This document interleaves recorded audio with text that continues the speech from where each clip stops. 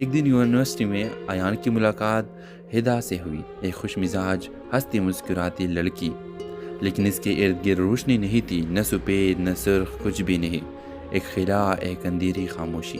ایان نے زندگی میں پہلی بار ایسی حالت دیکھی تھی، وہ حیران بھی ہوا اور خوفزدہ بھی۔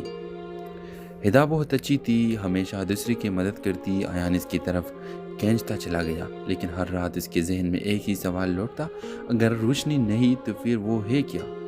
ایک دن یونیورسٹی سے واپس پر ہدا نے ایان کو رکنے کا کہا، وہ سنجیدہ تھا۔ اس نے کہا، تم وہ ایک شخص ہو جو مجھ سچ میں دیکھ سکتا ہے۔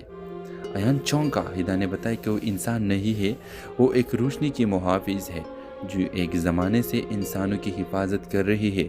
اس نے مزید کہا کہ میری روشنی چھن گئی ہے، کسی نے اسے قید کر لیا ہے۔ ایان کی سمجھ سے باہر تھا، مگر ہدا کی آنکھیں سچ کہہ رہی تھی۔ ہدا کی روشنی ایک ایسی شخص نے قید کی تھی جس کے ارد گرد ایان نے ہمیشہ سیاہ روشنی دیکھی تھی۔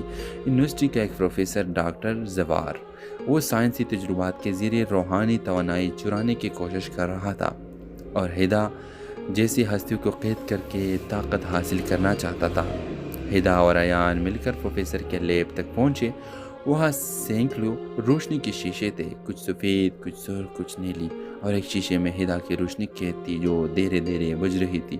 ڈاکٹر زوار نے دونوں کو دیکھ لیا۔ انسان کبھی روشنی کا مالک نہیں بن سکتا، ہدا چیخی، لیکن ڈاکٹر زور سے ہنس کر بولا، میں انسان ہی کا ہوں۔ اس کی جسم سے سیاہ دھواں اٹھنے لگا، وہ آدھا انسان اور آدھا سایہ تھا۔ ویوز، ہدا اور زوار کے درمیان ایک خوفناک روحانی جنگ شروع ہوئی۔ ایان نے ہمت کر کے ہدا کی روشنی والا شیشہ توڑ دیا۔ روشنی ایک دھماکے کے ساتھ ہدا کے جسم میں واپس آ گئی اور فوراً لیب روشن ہو گئی۔ زوار چیختا ہوا سیاہ دھواں میں تبدیل ہو کر ختم ہو گیا۔ روشنی واپس ملتے ہی ہدا کی اصلی شکل ظاہر ہوئی، چمکتی ہوئی، شفاف، حیرت انگیز۔